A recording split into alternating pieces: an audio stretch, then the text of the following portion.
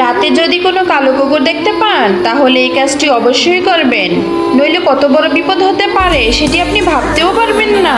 রাসূল সাল্লাল্লাহু আলাইহি সাল্লাম ইরশাদ করেছেন, কালো কুকুর শয়তান হয়ে থাকে। আরেকটি হাদিসে হযরত ইবনে আব্বাস রাদিয়াল্লাহু তাআলা বর্ণনা করেছেন, কালো কুকুর খারাপ জিন হয়ে থাকে, কিন্তু সে দুর্বল জাতির জিন হয়ে থাকে। খাবার খাওয়ার সময় যদি তোমার সামনে কোনো কালো কুকুর চলে আসে তাহলে তাকে খাবার দিয়ে দাও।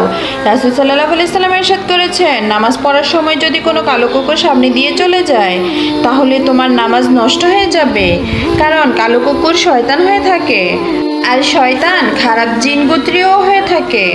কিন্তু সব কালো কুকুরই খারাপ জিন হয় না, বরং জিন কালো কুকুরের রূপ ধরে এদিক সেদিকে ঘুরতে থাকে।